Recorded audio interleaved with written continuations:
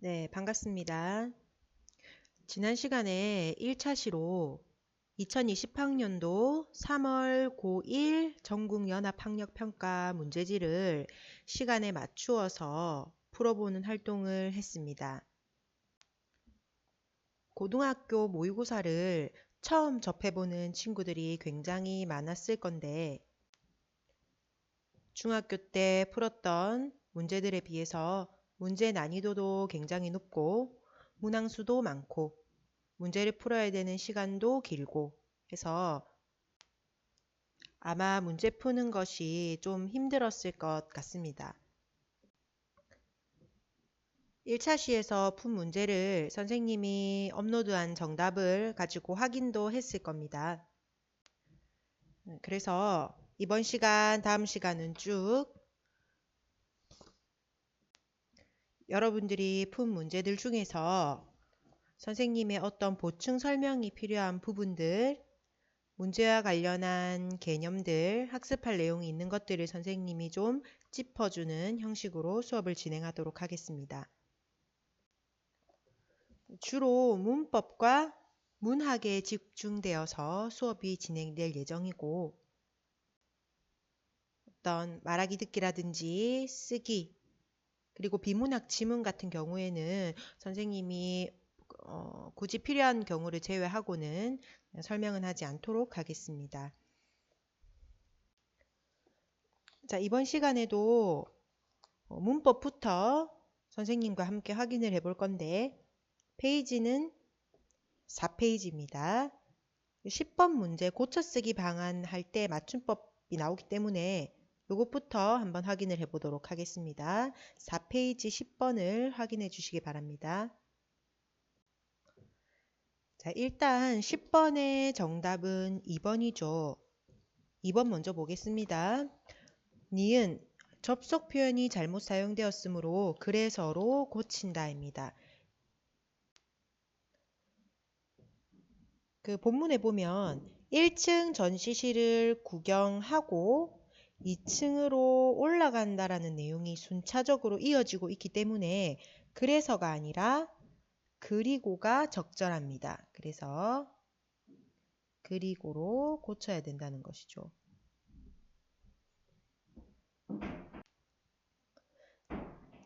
자, 선생님은 페이지를 이렇게 돌릴 수 없지만 여러분들 3페이지에 나와 있는 글을 보고 다시 확인을 해주시면 되겠습니다. 그리고 기억, 나머지 보기 지문들 보겠습니다. 맞춤법에 맞지 않으므로 설레는으로 고친다입니다. 이 설레는은 기본형이 설레다입니다. 설레다기 때문에 설레는이 적절한 표현입니다. 설레이는 맞춤법에 어긋나는 표현이죠. 마찬가지로 설레는 또는 설레고 이런 식으로 이제 활용을 하는 것이죠. 설레이고가 아니고. 그리고 여러분들 아이스크림 중에 설레임이라는 아이스크림이 있죠. 여기서 설레임이라는 아이스크림은 문법적으로 틀렸습니다. 그럼 어떻게 적어야 될까요? 설렘이라고 써야 되는 것이죠. 그래서 이것도 여러분들 추가로 한번 봐주고 기억해 주시기 바랍니다. 그리고 보기 4번에 의미가 중복되므로 다시를 삭제한다라고 나와 있죠. 여기서 본문에 보면 군산의 모습을 다시 재현한이라는 말이 나옵니다. 다시 재현한. 여기서 재현이라는 의미가 제가 다시란 뜻이고 현이 나타나다라는 뜻이죠. 그러면 다시 나타난으로 의미가 중복되죠. 그렇기 때문에 다시를 삭제하는 것이 맞습니다. 뭐 이런 비슷한 경우로 여러분 우리 외갓집에 갔다 이런 말 하죠. 그래서 외가 플러스 집인데 여기서 가는 집가자죠. 그래서 외갓집 하면 집이 2번 반복되는 경우가 되죠. 그래서 집을 빼고 보통 그냥 외가라고 하는 게 의미상 맞다고 볼 수 있죠. 외가 플러스 집은 집이라는 뜻이 중복되는 것입니다.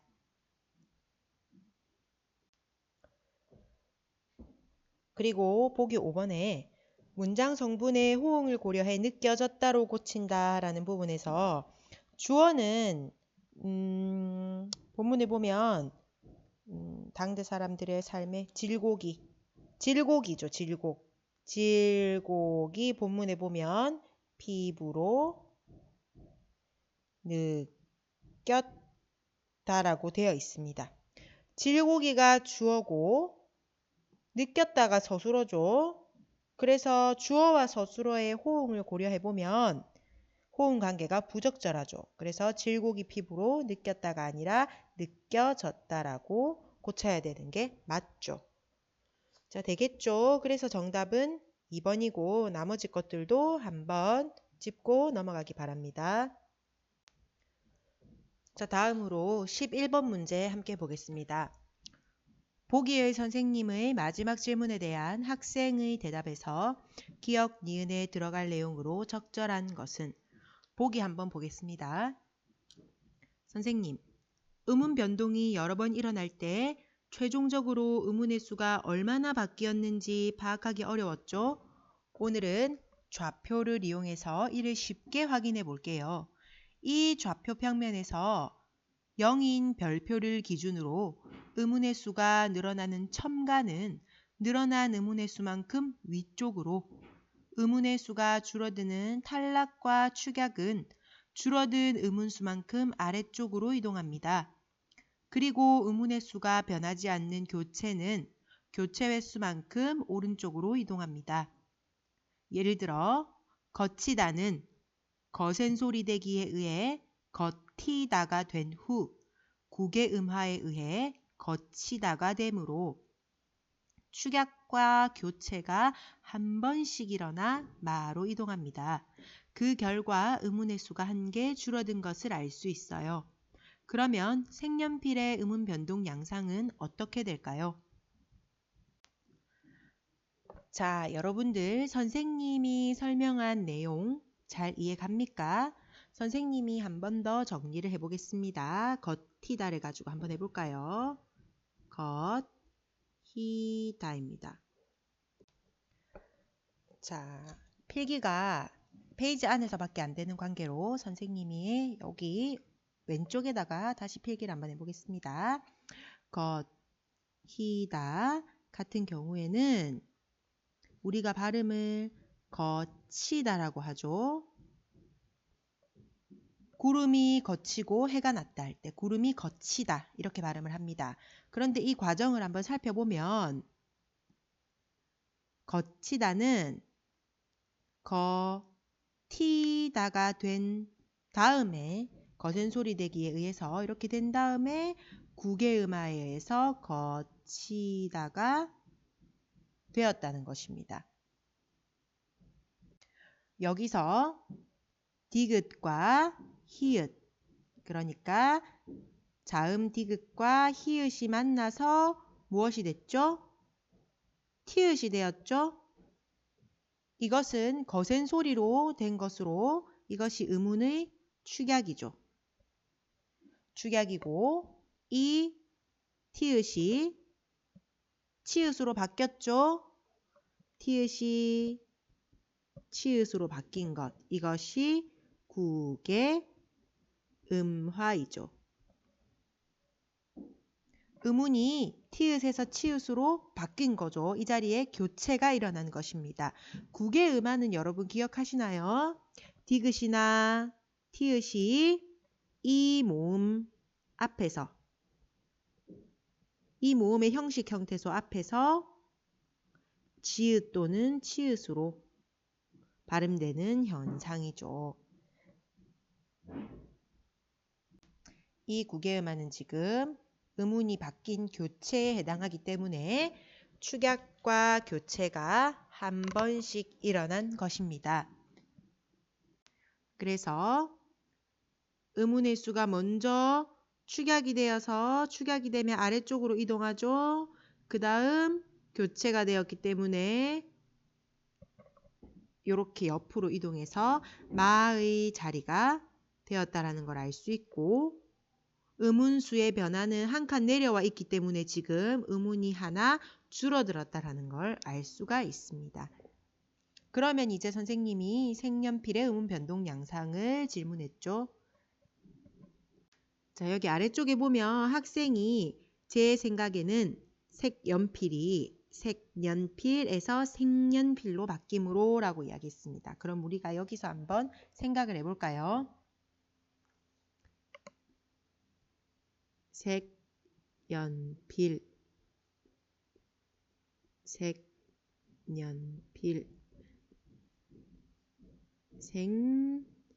색연필이 되죠.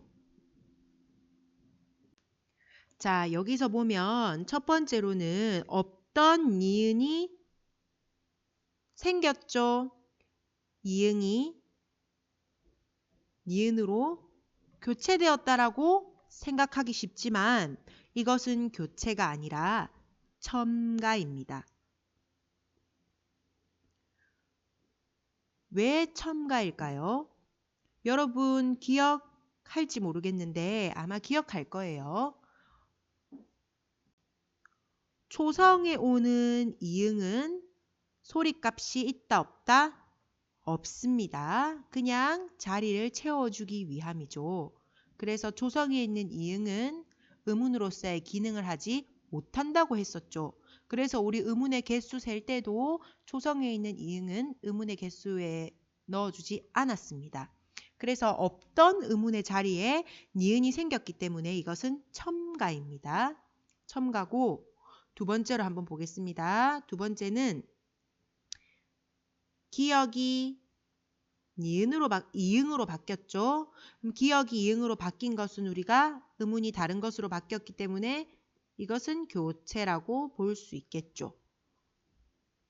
그러면 색연필은 첨가와 교체가 한 번씩 일어난 겁니다. 그래서 기억 자리에는 첨가와 교체가 한 번씩 일어나 그럼 어디로 이동할까요? 자, 좌표로 한번 가볼까요? 첨가는 늘어났기 때문에 위쪽으로 가야 되겠죠? 먼저 가로 이동한 다음에 교체는 오른쪽으로 가야 하니까 이렇게 이동이 되겠죠. 그래서 나로 이동하게 되죠. 그리고 나의 자리 보면 한 칸 위로 올라가 있기 때문에 의문의 수가 하나 늘어났다라는 것을 알 수 있습니다. 이렇게 해서 정답은 2번이 되는 것입니다.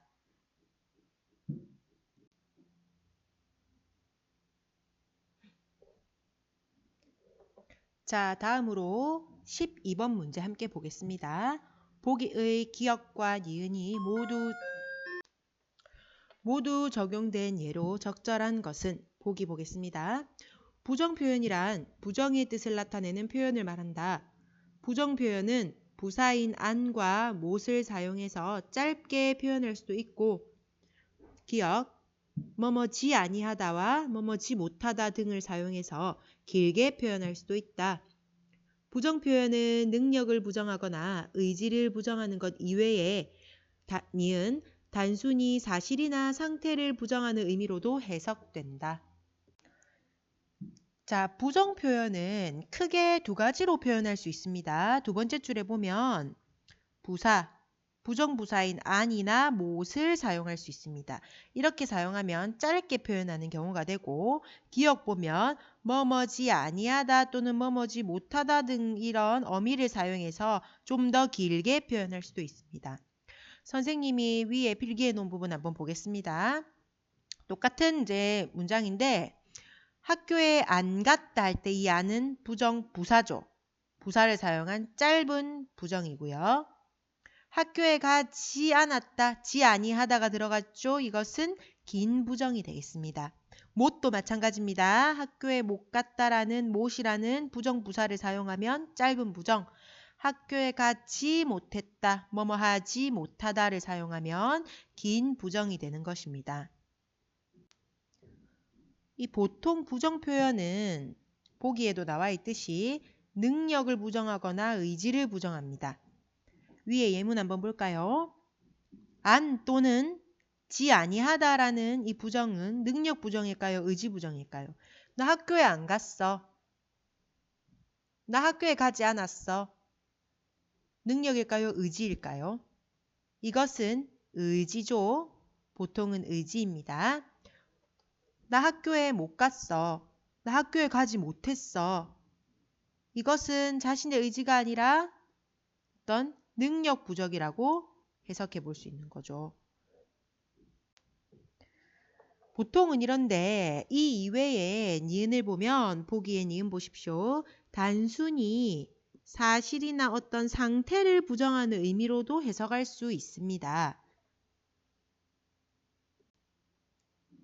자, 지금은 여기서 긴 부정을 찾으면서 동시에 능력 또는 의지 부정 말고 단순히 사실이나 상태를 부정하는 부정문을 찾으라는 것이죠.